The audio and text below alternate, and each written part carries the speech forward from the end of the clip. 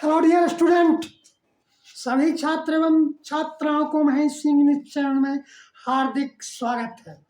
बाबू, आज मैं आप लोगों को बड़ा ही आसान ट्रिक के आधार पर बड़ा ही सरल ढंग से फॉर्म ऑफ सब्जेक्ट कर्ता का रूप के बारे में पढ़ाने के लिए जा रहा हूँ। तो कर्ता के रूप को पढ़ाने से पहले यानी कर्ता के रूप को बताने से पहले यह जान लीजिए कि सब्जेक्ट है क्या। बाबू, कोई भी वाक्य की संरचना सब्जेक्ट के आधार पर होता है। कोई भी वाक्य की संरचना सब्जेक्ट के आधार पर होता है। सब्जेक्ट किसी भी सेंटेंस का रीढ़ की हड्डी होती है और वर्ब उसकी धड़कन। तो अब आए हैं कि सब्जेक्ट कर्ता का स्वरूप यानी फॉर्म ऑफ सब्जेक्ट के अंतर्गत कौन कौन सब्जेक्ट का रूप धारण करता है उसके बारे में। पहला है बाबू नाउन एज सब्जेक्ट यानी कर्ता के रूप में संज्ञा। दूसरा है बाबू आता है प्रोनाउन एज सब्जेक्ट कर्ता के रूप में सर्वनाम। तीसरा बाबू आता है एडजेक्टिव एज सब्जेक्ट कर्ता के रूप में विशेषण। चौथा इंफिनिटिव एज सब्जेक्ट कर्ता के रूप में क्रिया। पांचवा जेंड एज सब्जेक्ट कर्ता के रूप में तद्धित। छठा सब्जेक्ट एज छठा फ्रेज एज सब्जेक्ट। बहुत गलती हो गया था। फ्रेज एज सब्जेक्ट यानी कर्ता के रूप में छंद या मुहावरा। क्लाउज एज सब्जेक्ट कर्ता के रूप में उपवाच्य। यानी ये तमाम जो मैंने बोला है, तमाम के बारे में जो मैंने बताया, ये तमाम सब्जेक्ट के रूप में भी प्रयोग किए जाते हैं या आते हैं। किए नहीं जाते, आते हैं। समझ गए ना? स्पष्ट। अब आइए नाउन एज सब्जेक्ट यानी कर्ता के रूप में संज्ञा। राम व्यक्ति विशेष के रूप में कोई व्यक्ति का नाम, जैसे राम, मोहन, श्याम, गणेश, सीता, गीता, रीता, विनीता, ये कोई भी जो है जो व्यक्तिवाचक संज्ञा होती है, पर्सनल नाउन, उसके आधार पर जो है सेंटेंस खड़ा होता है। जैसे Ram was ideal king of Ayodhya. Ram Ayodhya के आदर्श राजा थे। Ram was ideal king of Ayodhya. Ram Ayodhya के आदर्शवादी राजा थे। Patna is capital of Bihar. तो Patna is capital of Bihar. Patna Bihar की राजधानी है। Patna is the biggest city of Bihar. Patna Bihar के सबसे बड़ा नगर है। देख रहे हैं ना? यानी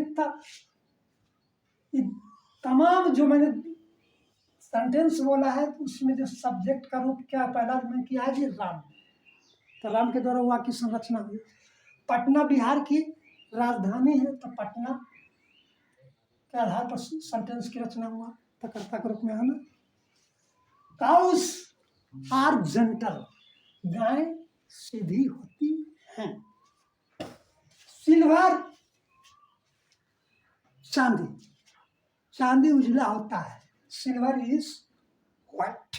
ईटीसी यानी नाउन के आधार पर कोई भी सेंटेंस खड़ा होते हैं और noun as subject noun subject भी बनता है और ऑब्जेक्ट भी बनता है। समझ गए? में इसका प्रयोग किया जाता है, सब्जेक्ट के रूप में भी और ऑब्जेक्ट के रूप में। अब है दूसरा, प्रोनाउन एज सब्जेक्ट, यानी कर्ता के रूप में सर्वनाम।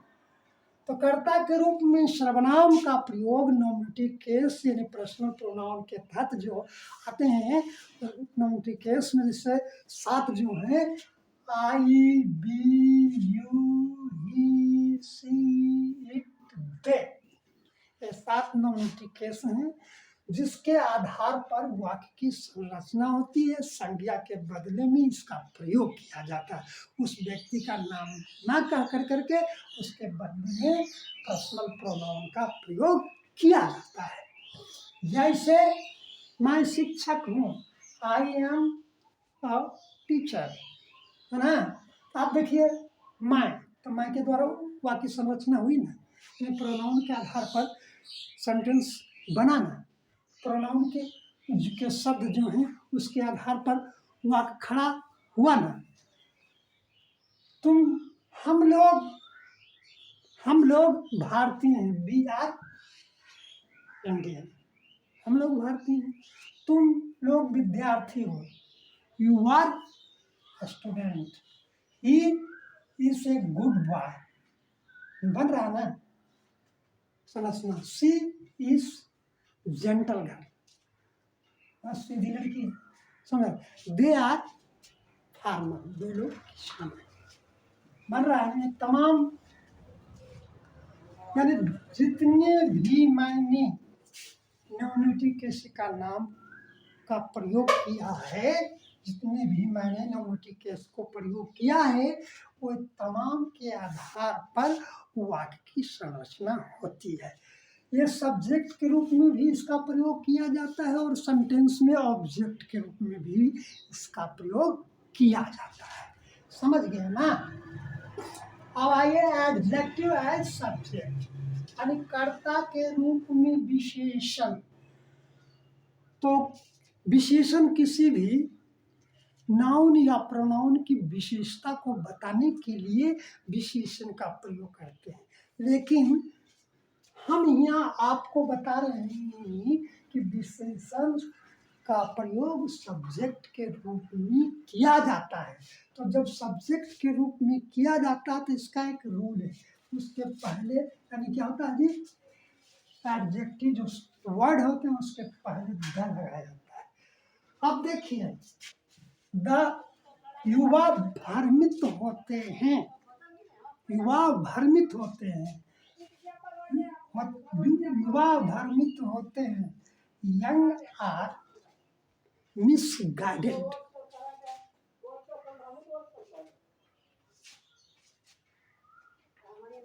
बूढ़े लाचार होते हैं, बूढ़े लाचार होते हैं, ओल्ड है ना।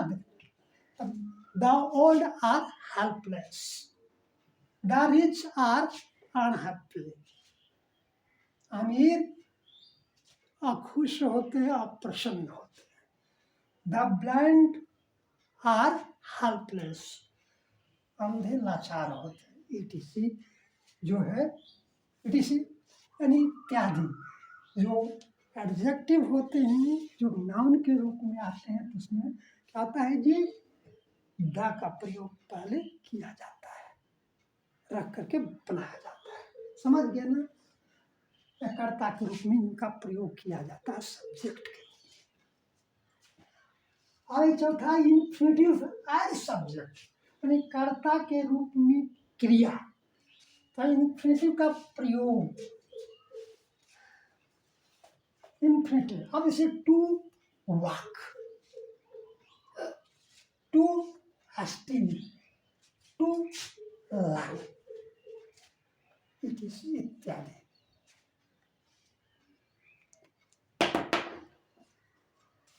अब देखिए यहाँ पर टू लर्न,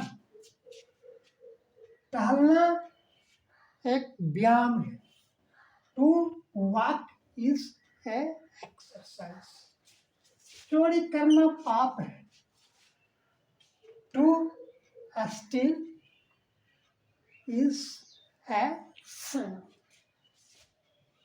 अंग्रेजी सीखना आसान है, to learn English is easy.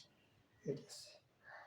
तो देख रहे हैं ये तमाम जो है to walk, to learn, still, to learn, यानी इसके द्वारा वाक्य की संरचना हुई है ना, बना है ना, बनती है ना, समझ गए ना। तो इनफिनिट के आधार पर सब्जेक्ट का प्रयोग। अब आइए जेरेंड एज सब्जेक्ट। तो जेरेंड एज सब्जेक्ट यानी कर्ता के रूप में तद्धित का प्रयोग। अब टहलना, टहलना तो वाक्य के साथ यानी वर्ब के साथ आईएनजी लगा करके आगे रख करके सेंटेंस बनाया जाता है। वैसे सेंटेंस को क्या क्या कहते हैं जी, जेरेंड एज सब, वैसे सेंटेंस को जेरेंड कहते हैं, और वैसे सेंटेंस के सब्जेक्ट को क्या कहते हैं, जेरेंड एज सब्जेक्ट। टहलना अच्छी आदत होती है। Walking is a good habit. चोरी करना पाप होता है। Stealing is a sin. अंग्रेजी पढ़ना आसान होता है। Learning English is easy. समझ गए फिर से। अब देखिए फ्रेज एज सब्जेक्ट, कर्ता के रूप में छंद या मुहावरा का प्रयोग। शब्द समूह, शब्द समूह, शब्द समूह के, शब्द समूह के वाक्य जिसका अर्थ या भाव समझे स्पष्ट नहीं होता, समझे, वैसे सेंटेंस को फ्रेज एज सब्जेक्ट कहते हैं। जैसे,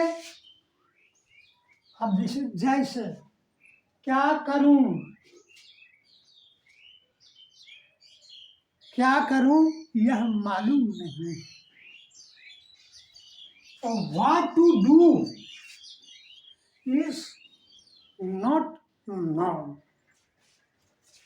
कहाँ जाऊं यह एक समस्या है। तो where to go is a problem. कैसे करूं यह बेचारा अधीन है, समझे। तो how to do is a considerate. समझ गए। अब आइए एज, अब आइए 7 क्लास एज सब्जेक्ट यानी कर्ता के रूप में वॉच। शब्द समूह के वाक्य कर्ता और विधेय, कर्ता और विधेय को बताया जाता है। कर्ता और विधेय के भाव या अंश को बताया जाता है, उसे हम क्या कहते हैं जी, क्लॉज एज सब्जेक्ट। जैसे क्या, सॉरी, वह क्या खाता है यह मालूम नहीं। वह क्या खाता है मालूम नहीं। What he eat is not known। वह क्या खाता है, देखिए वह क्या खाता है, वह क्या खाता है, वह क्या खाता है, एक ये सब्जेक्ट हो गया। यह मालूम नहीं, ये क्या हो जाएगा, विधेय हो गया, प्रेडिकेट हो गया। ये सब्जेक्ट, ये प्रेडिकेट। समझ गए ना। तो what is, what he it's, वह क्या खाता है, समझे। इज नॉट नोन, यह इज नॉट नोन का जो प्रयोग हुआ है यह मालूम नहीं, और इसमें यह जो है और क्या जाता है, उसको लुप्त कर दिया जाता है। अब आइए फॉर्म ऑफ सब्जेक्ट के अंतर्गत डमी, समझे, सब्जेक्ट होते हैं। तो डमी सब्जेक्ट दो होते हैं। कौन कौन होते हैं जी बाबू? पहला होता है ईट,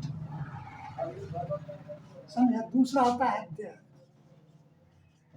ये दो क्या है? डमी सब्जेक्ट होते हैं। इट इज 9 o'clock, 10 बजे है। इट इज समर सीजन, गर्मी का मौसम। देयर वाज ए किंग, एक राजा था। तो देयर का प्रयोग सब्जेक्ट के रूप में हो रहा है ना। इट इज 9 o'clock, 9 बजे है, क्या है? तो इट सब्जेक्ट का रूप हुआ ना। हेलो हेलो डियर, अगला वीडियो लेकर के फिर मिलेंगे। जय हिंद।